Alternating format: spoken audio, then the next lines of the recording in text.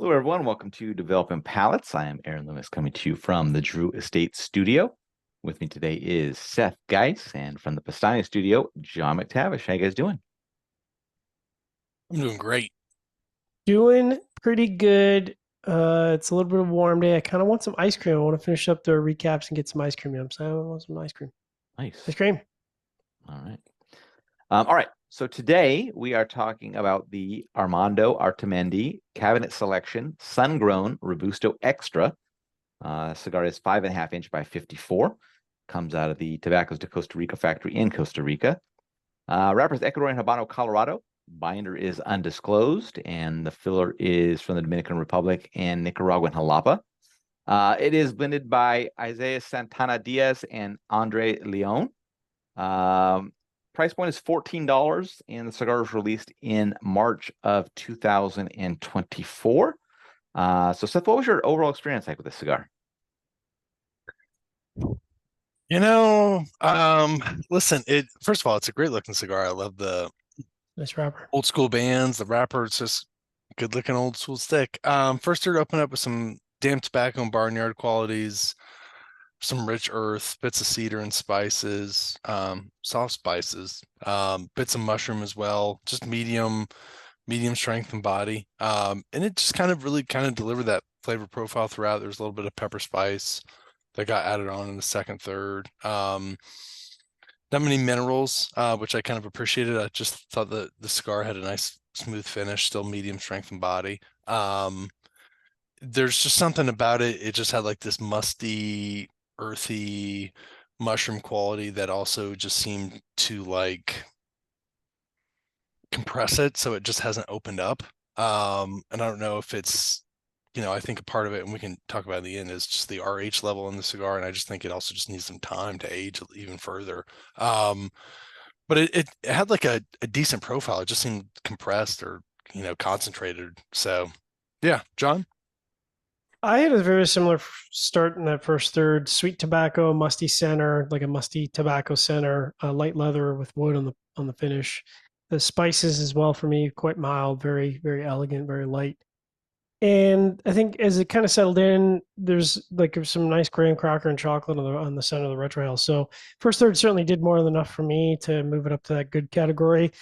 Second third started out similar, graham cracker leading off with tobacco and kind of a slightly bitter wood in the finish. But as it progressed, the wood took on some tannins, and those tannins worked their way up to medium strength. And then earth joined the post draw, so not quite as dynamic, engaging as the first third. And then last third, tobacco and earth combining, mild leather, earth, and there was at times some chocolate kind of underneath the earth, but I think that earth was just really heavy in the palate, so the chocolate didn't get enough chance to shine. Hey, on the finishes it progressed, and then in the bottom half of that last third, just bitter earth defined the post draw, which kind of really detracted, I think, from the overall expression. Burn was good until the second third had a touch up, which was had a knock for that, and then on the draw, slightly into the resistance spectrum, so just outside that range of kind of a perfect draw. So kind of overall, average-ish, maybe a notch above average for me. Aaron, what about you?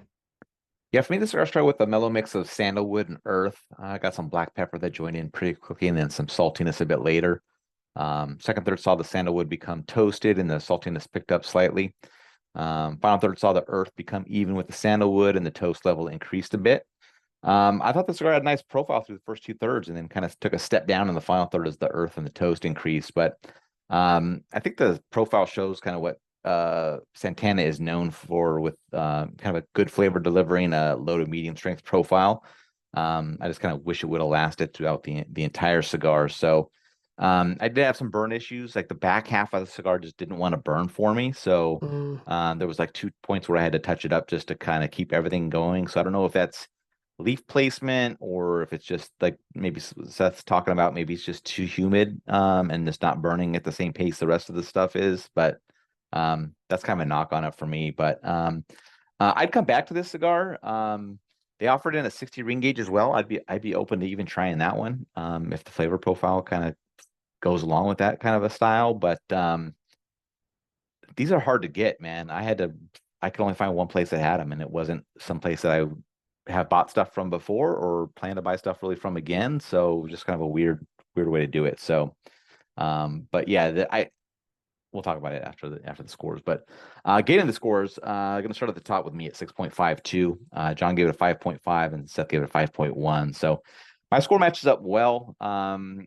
I thought it was a good flavor profile. That second third was kind of just right on the cusp of good and average, and it was just enough for me to be good. But the burn issue just did knock it down. Otherwise, kind of be in the high sixes. But this is really what I like about what Santa Tannin does. But I think, maybe if some of the burn issues get sorted out or wherever it is, if it just needs more time on it, would help out. But I dug it. John, 5.5.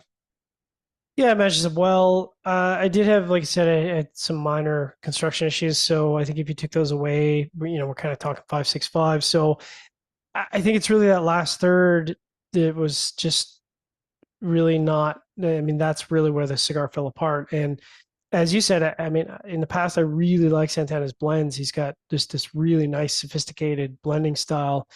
There's missing a little something from the middle third, and the last third was just discordant. So disappointing, but the score does match up well. Seth? 5.1, Seth.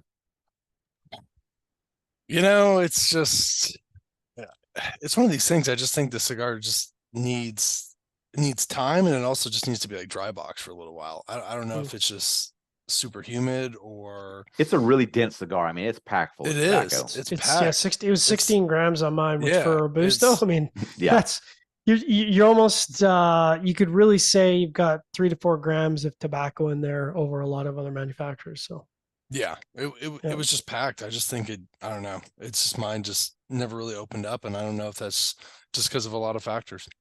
Yeah. All right. Final thoughts. I have one about the bands. I like said I really like the design, but they need to be embossed.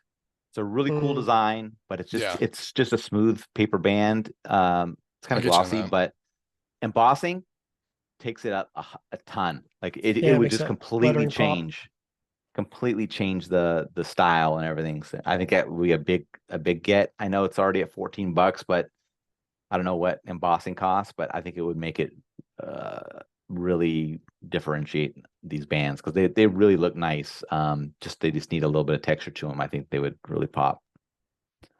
Also, I suppose if they're available at more retailers, that would also help too.